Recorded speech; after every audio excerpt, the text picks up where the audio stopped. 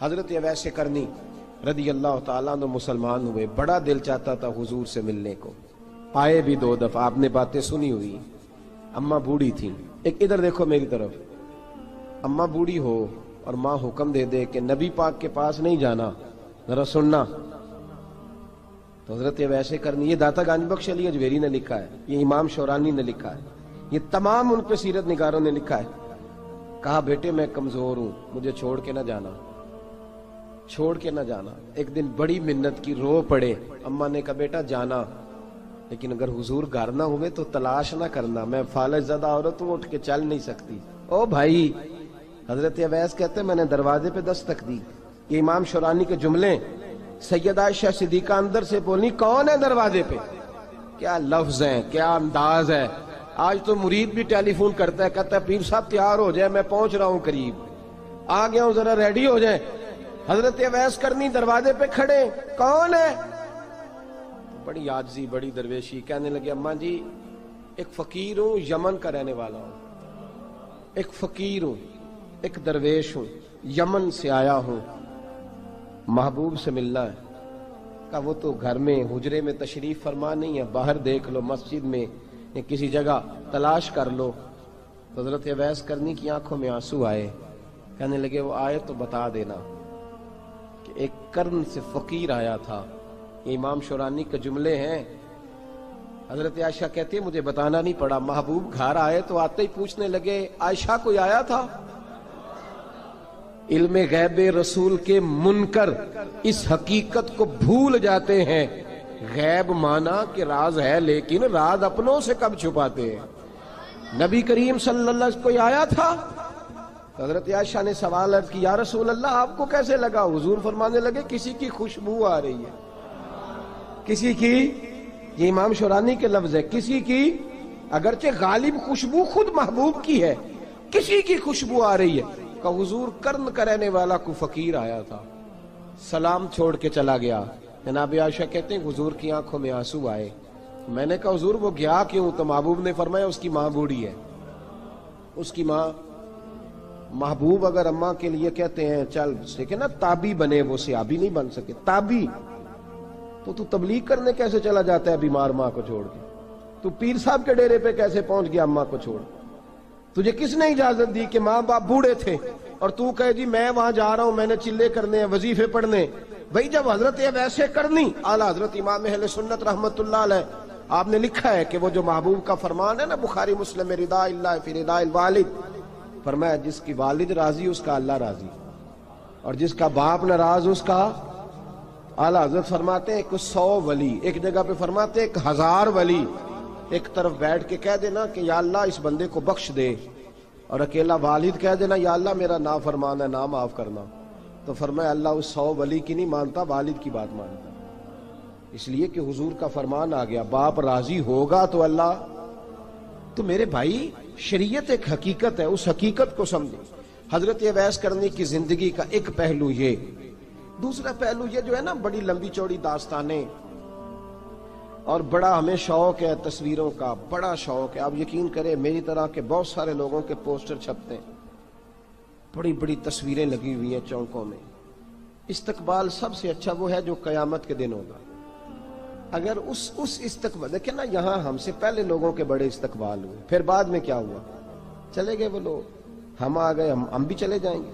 مٹی دیں تے مٹی رہنا ہی، ایویں کا دی بلے بلے، اج مٹی دے اتے بندیا تے کل مٹی دے تھلے۔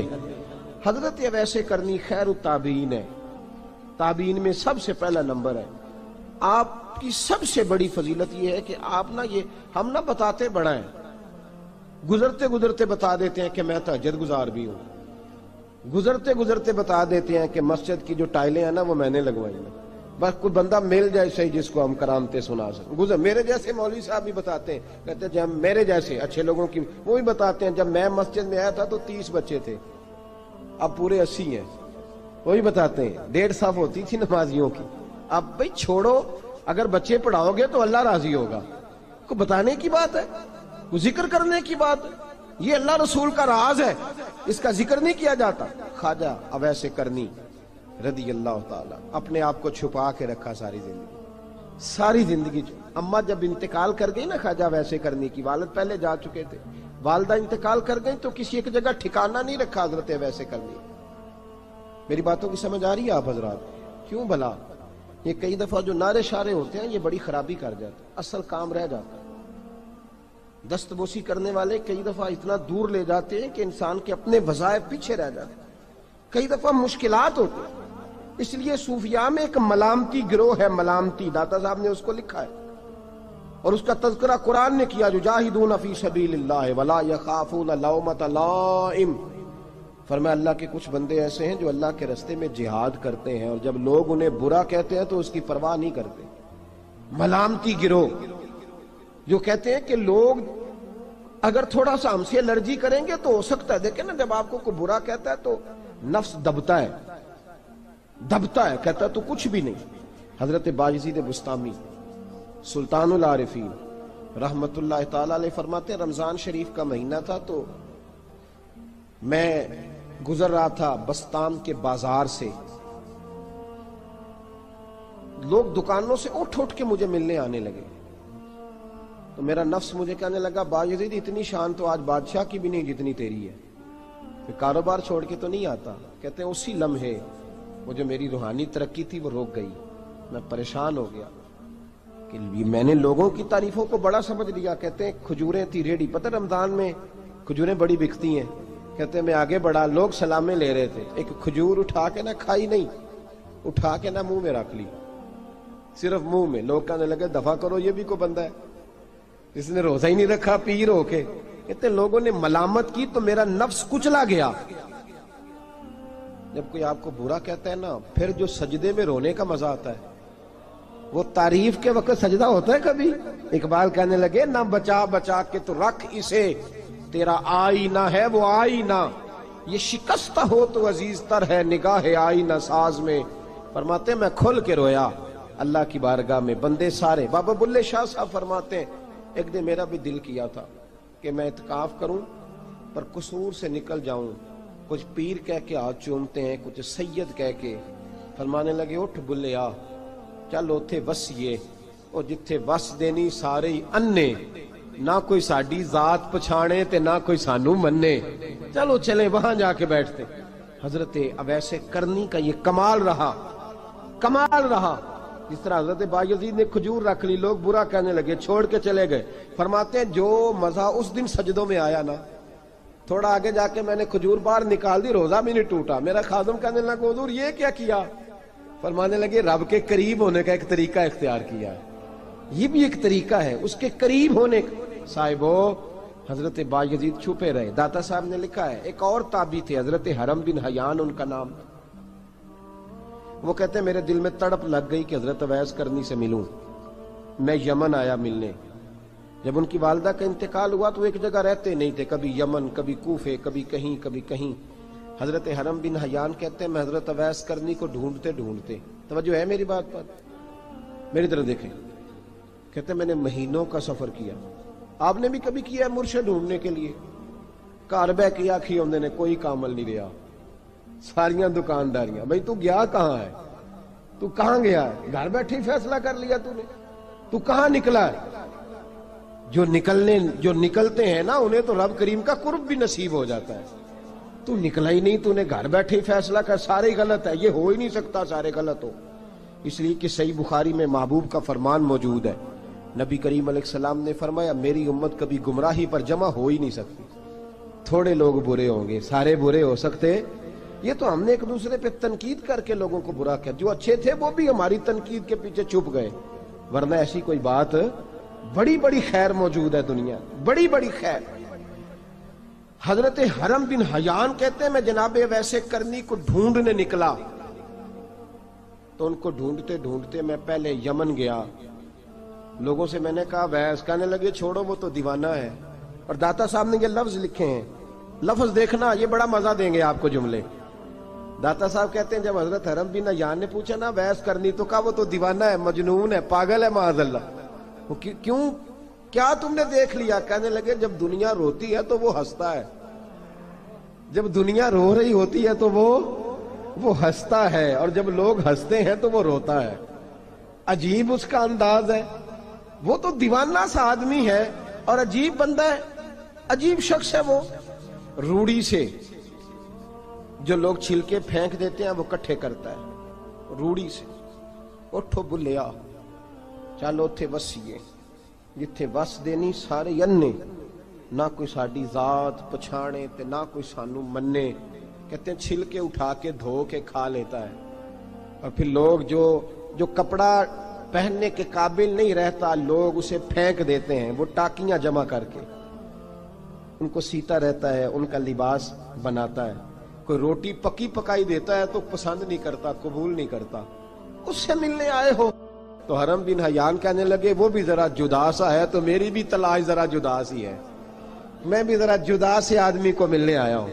کہنے لگے اس کا گھر بھی کوئی نہیں اپنا، کبھی یہاں ہوتا ہے تو کبھی ڈھونڈ لو تم بھی. حرم بن حیان کہتے ہیں میں نے ایک شخص کی منت کی، میں نے کہا بتا دے کہیں دیکھا ہے تو. کہنے لگا وہ کرن سے کوفے چلے گئے. کہتے میں کرن سے کوفے آیا، ایک بندے سے پھر پوچھا، لوگ کہنے لگے چھوڑ وہ ٹکتا نہیں تو نے مل کے کیا کرنا ہے. کہتے میں نے پوچھا بتاؤ تو صحیح کہاں ہے؟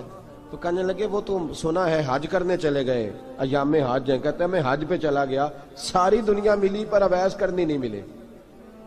پوچھا بھئی کسی نے دیکھا ہے؟ تو ایک شخص کہنے لگا میں نے دیکھا ہے، پر جتنا میں اس کے پیچھے دوڑتا تھا وہ اتنا آگے دوڑتا تھا. کہاں گئے؟ کہ مدینہ شریف چلے گئے. کہتے میں مدینے آیا تو ملے وہاں بھی کوئی نہیں.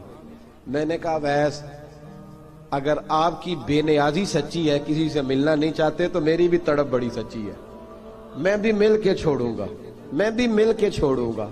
اگر آپ کی اگر یہ سچی ہے نا بے نیازی، بے نیاز تھے سانو تخت ہزارے دی لوڑ کیے نالے کی لگے شہر بمبول دے نال، اسی اپنی بال کے سیکنے سانو کی لگے کسی اور دے نال. اگر آپ کی بے نیازی سچی ہے تو میری تڑپ بھی بڑی سچی. کہتے ڈھونڈتے ڈھونڈتے میں پہنچ گیا پھر دوبارہ کوفے کے قریب نہر فرات جہاں امام علی مقام شہید ہوئے. کہتے ہیں جب میں پہنچ گیا تو وہ ساری علامتیں، داڑھی ان کی کہیں کہیں تھی، گھنی نہیں تھی، اور ان کے ہاتھوں پر برس کے نشان تھے، وجود پتلا سا، قد لمبا. کہتے ہیں وہ جو میں نے ساری نشانیاں سنی تھی وہ مجھے نظر آ گئی. وہ نہر فرات کے کنارے وضو کر رہے تھے. جب وہ وضو سے فارغ ہوئے تو چہرہ ابھی پانی کی طرف تھا. میں نے کہا السلام علیکم، سلام لی تو پتہ منہ نہیں میری طرف کیا، چہرہ ادھر ہی رکھا. کہنے لگے وعلیکم السلام یا حرم بن حیان. کن فیکون تے کل دی گل ہے. وعلیکم السلام یا حرم بن حیان، یار تو نے نہیں پیچھا چھوڑا، پہنچ ہی گئے ہو، آ ہی گئے ہو. کہتے ہیں میں نے کہا حضور آپ اویس آپ کون ہیں؟ آپ کون ہیں؟ تو کہنے لگے میں وہی ہوں جسے تو کئی مہینوں سے تلاش کر رہا ہے. تو میں نے کہا حضور آپ میرا نام کیسے جانتے ہیں؟ یہ کشف المحجوب پڑھ رہا ہوں داتا صاحب کی، میرا نام کیسے جانتے ہیں؟ تو حضرت اویس کرنی کہنے لگے عرفت روحی من روحی کا، میری روح آپ کی روح کی واقف ہے. وہ میری جو روح ہے نا، روح. امام غزالی سے کسی نے کہا تھا حضور آپ مجھ سے کتنا پیار کرتے ہیں؟ فرمانے لگے اپنے دل سے پوچھ لے تو کتنا کرتا ہے، برابر ہے. پوچھ لے اپنے دل سے تو مجھ سے کتنا کرتا ہے، میں بھی اتنا ہی کرتا ہوں، یہ پوچھ لے تو. بھائی حضرت اویس کرنی کی ملاقات ہوئی تو کہا حضور میں کہاں چلا اور آپ کہاں دوڑے؟ آپ فرمانے لگے یار میں چھپا ہوا ہوں تو مجھے چھپا رہنے دے، میں چھپا ہوا، میں سراپا مخزن راز تھا اور رہا تھا مدت و راز. یہ تو تیرا شوق دید کشاں کشاں مجھے کھینچ لایا مجاز میں. ان کی زندگی تو دیکھو کتنا شوق ہے ہمیں آگے لگنے، کتنا شوق ہے بڑھ بڑھ کے سامنے ہونے، مجھے لوگ جانے، مجھے لوگ پہچانے، کتنا شوق. لیکن وہ دوڑتے تھے لوگ ہمارے قریب نہ آئے. حضرت حرم بن حیان کہتے ہیں میں چند گھڑیاں رکا تو مجھے کہنے لگے جا یار تو کوئی کام کر اور مجھے بھی اپنا کام کرنے دے. تو میں نے کہا حضور آپ کیا کریں گے؟ فرمانے لگے گناہ بڑے لمبے ہیں، ذرا معافیاں مانگوں گا اپنے رب سے، میں اس کی بارگاہ میں استغفار کروں گا، مجھے ذرا ریت پہ سجدے کرنے دے، تو جا، مجھے شوق نہیں، تو چلا جا. حضرت حرم بن حیان کہتے ہیں میں نے کہا حضور میرے لیے دعا کر دیں. جناب اویس کرنی نے ہاتھ اٹھائے، کہنے لگے یا اللہ میری اور اس کی ملاقات جنت میں کرا دینا، میری اور اس کی ملاقات جنت میں کرا دینا. یعنی یہ بھی کہہ دیا کہ اب دنیا میں دوبارہ ملاقات نہیں ہوگی. کہتے ہیں میں یہ بولنے ہی لگا تھا، کہنے ہی لگا تھا کہ حضور یہاں نہیں ہوگی، تو کہنے لگے چپ کر، جب جنت کی بات جو کر دی ہے ہو گئی بات، اب اتنی دور تک تجھے کہہ دیا تو اب تو یہاں پھر دعا کی بات حضرت اویس کرنی خیر التاب۔ ایک اور بات، پیار صرف سامنے رہ کے نہیں ہوتا، بن دیکھا پیار بھی بڑا شاندار ہوتا، بڑا شاندار، بڑا ہی شاندار ہوتا ہے۔ میرے محبوب نے اس کو بیان کیا، حبیب پاک سید عالم میرے حبیب رحمت علیہ السلام فرمانے لگے اپنے صحابہ سے، تم نے مجھے دیکھ کے کلمہ پڑھا، تمہیں ایک مبارک، اور جو بن دیکھے میرے نام پر جانے دیتے ہیں انہیں 7 بار مبارکباد۔ حضرت اویس کا یار دیکھیں نا، ایک معنی میں حضور نے یہ بھی بیان کیا، ابو داؤد میں موجود ہے۔ محبوب فرمانے لگے صحابہ سے، بتاؤ کامل ایمان کس کا ہے؟ کہ یا رسول اللہ نبیوں کا۔ فرمایا ان پر تو وہی آتی ہے، یہ ایک معنی میں ہے، ورنہ کامل ایمان انہی کا ہے۔ فرمایا بتاؤ کامل ایمان کس کا؟ کہ یا رسول اللہ صحابہ کا، ہمارا۔ نبی پاک نے فرمایا تم نے تو درختوں کو سجدے کرتے دیکھا ہے، ڈوبے ہوئے سورج کو واپس آتے دیکھا ہے، چاند ٹوٹتے دیکھا ہے۔ کہ حضور پھر فرشتوں کا؟ فرمایا وہ تو اللہ کے عرش کے پاس رہتے ہیں۔ کہ یا رسول اللہ ہماری پھر بس ہو گئی، آپ بتا دیں کامل ایمان کس کا ہے؟ تو محبوب نے فرمایا کامل ایمان ان کا ہے جنہوں نے مجھے دیکھا نہیں ہوگا، جنہوں نے مجھے دیکھا نہیں ہوگا، اور لفظ ہیں حدیث کے، دیکھا نہیں ہوگا پر ان کی خواہش ہوگی اگر ایک دفعہ جلوہ نظر آئے تو وہ ہر چیز قربان کرنے کو تیار ہے، ان کی یہ خواہش ہو۔ حضرت اویس کرنی نے ہمیں بتایا کہ جو بن دیکھا پیار ہے نا، بن دیکھا، جس نے دیکھا نہیں پر اس کی یاد میں تڑپتا، دیکھا نہیں پر اس کی مالا جپتا۔ حضرت ابو ذر غفاری نے پوچھا تھا، ترغیب و ترہیب میں حدیث ہے، یا رسول اللہ صلی اللہ علیہ وسلم کچھ لوگوں سے ہم محبت کرتے ہیں پر ہم ان سے ملے نہیں، ہمارے عمل بھی ان جیسے نہیں، حضور اس محبت کے عوض کچھ ملے گا؟ تو محبوب نے فرمایا اللہ محبت کرنے والوں کو جنت میں جمع فرما دے گا، اللہ جمع کر دے گا، لیکن کبھی کبھی نا انہیں اعزاز دینا پڑتا ہے۔ یہ رب رسول کا اپنا ایک انداز کرم ہے، مجبوری نہیں کسی بات کی، لیکن انداز کرم ہے۔ ان لوگوں کو شانیں دی جاتی ہیں دنیا میں تاکہ کوئی یہ نہ سمجھ لے کہ دنیا میں ان کا اعزاز کوئی نہیں، انہیں بڑے بڑے رتبے ملتے ہیں، انہیں نوازا جاتا ہے۔ حضرت اویس چھپے رہے، آئے نہیں، لیکن محبوب نے انہیں ظاہر کرنا پسند فرمایا۔ نبی پاک نے ظاہر کرنا تو اگر محبوب ہی ظاہر کرنا پسند کرے پھر ہو جانا چاہیے، پھر ظاہر اگر وہ پسند کرے تو پھر ظاہر جیم جان دا کچھ وسا نہیں ہوں، جان یار نو دے تے شاد ہو جا، اس سے دل دے ہیں فساد سارے، دل دلبر نو دے تے آزاد ہو جا، جو رکھے آباد تے رو وس دا تے جدوں کرے برباد برباد ہو جا، جو رکھے آباد تے رو وس دا تے جے کر کرے برباد برباد ہو جا۔ بلکہ میں کہا کرتا ہوں وزن نہ بھی بنے تو شعر یوں ہونا چاہیے، جے کر کرے برباد تے چپ کر کے برباد ہو جا، شور نہ کر، خاموشی سے ہو جا۔ حضور نے ظاہر کرنا پسند کیا تو خود نبی کریم علیہ السلام نے بلایا۔ توجہ ہے میرے بھائیوں، بس بات سمیٹ رہا ہوں، مضمون مکمل ہو گیا۔ اللہ کے حبیب تو دور رہ کے پیار کر، تحفے تیرے گھر خود پہنچ جائیں گے، شرط یہ ہے کہ تو پیار کر اور فرما برداری کر۔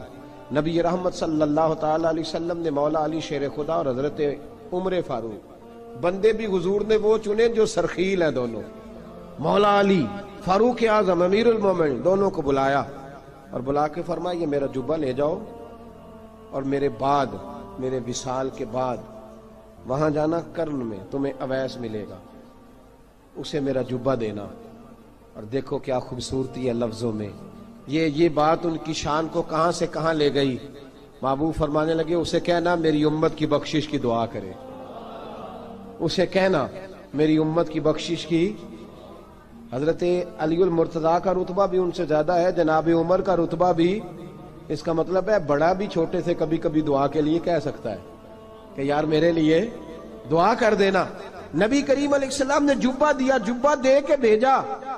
حضرت عمر گئے ملنے، جناب مولا علی گئے، جا کے پوچھا وہ کدھر ہے؟ کہا وہ دیوانے سے ہیں، گھومتے رہتے ہیں۔ جب ملاقات ہوئی تو حضرت اویس کرنی دوڑے آئے، جناب عمر کہنے لگے آپ کا نام اویس ہے؟ کہنے لگے ہاں عمر فاروق میرا نام اویس ہی ہے۔ پھر آگے بڑھ کے کہنے لگے علی آپ کی طبیعت مبارک کیسی ہے؟ پھر وہ جبہ وصول کیا، کہا محبوب نے کہا تھا امت کے لیے دعا کرنا، تو حضرت اویس نے فوراً سر سجدے میں رکھ دیا۔ اور داتا صاحب حدیث لائے ہیں، محبوب فرمانے لگے اللہ تعالی بنو کلب کے قبیلے کی بکریوں کے بالوں کی تعداد کے مطابق اویس کرنی کی دعا کی برکت سے میری امت کو جنت میں داخل کرے گا۔ اتنا بڑا اعزاز، اتنا بڑا اعزاز۔ حضرت اویس کرنی رضی اللہ تعالیٰ انہوں نے دعا کی، پھر واپس لوٹے۔ یہ تو داتا صاحب کی بات ہے۔ اب اگلے جملے حضرت محدث بہاولپوری نے ایک ذکر اویس نام کی کتاب لکھی ہے، حضرت علامہ فیض احمد صاحب اویسی رحمۃ اللہ علیہ، انہوں نے لکھا ہے کہ حضرت عمر فاروق اور مولا علی جب مل رہے تھے نا تو ایک تیسرے شخص نے کہا کہ اویس ان کی زیارت کر لو جنہوں نے حضور کی زیارت کی، ان کی زیارت کر لو، چلو آپ حضور کی زیارت نہیں کر سکے تو زیارت کر لو۔ تو حضرت اویس کرنی اٹھ کے قریب گئے تو جناب علی المرتضیٰ اور جناب عمر سے کہنے لگے حضور کی داڑھی مبارک میں کتنے بال سفید تھے؟ زیارت تو نہیں کی، داڑھی میں کتنے بال؟ انہوں نے یہ نہیں کہا ہمیں پتہ نہیں، کیونکہ سوال دوسرے کا تھا۔ ان دونوں کا سوال یہ نہیں کہا ہمیں پتہ نہیں، باقی کتابوں میں الفاظ اور ملتے ہیں، میں وہ والی بات بیان کر رہا ہوں جس میں ادب زیادہ پایا جاتا ہے۔ کہا کتنے بال سفید تھے؟ تو یہ نہیں فرمایا مولا علی اور جناب عمر نے کہ ہمیں پتہ نہیں، کہنے لگے ویس آج آپ ہی بتائیں گے کتنے سفید، آج آپ ہی بتائیں کتنے ہیں۔ تو حضرت سیدنا اویس کرنی کہنے لگے محبوب کی داڑھی مبارک میں 17 بال سفید تھے، 17 بال سفید تھے، یہ ان کی زیارت کا حال۔ حضرت اویس کرنی نے ہمیں بتایا کہ دور رہ کے اطاعت صحیح کرنا، تمہارا ذکر دربار رسول پہ بھی ہوگا اور دربار خداوندی پہ بھی ہوگا۔ دوسرا یہ جو بہت زیادہ شوق ہے آگے آگے بڑھنے کا ہر آدمی کو، میں اکثر یہ رونا روتا ہوں، میں کہتا ہوں پہلے کوئی کسی بزرگ سے ملتا تھا تو دعا کراتا تھا، اب ملتے ہیں تو کہتے ہیں حضرت ذرا میرے ساتھ فوٹو تو کھنچوا لیں۔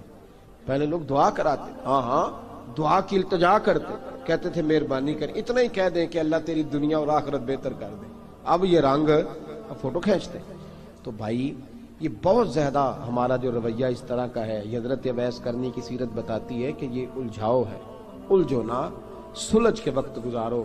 اور تیسری بات ان کی حیات مبارکہ سے ہمیں یہ ملتی ہے، اللہ کے ساتھ جو لوگ جڑ جاتے ہیں انہیں ویسے ہی دنیا کی ضرورت نہیں رہتی، ان کی توجہ ہی اور جانب ہو جاتی ہے۔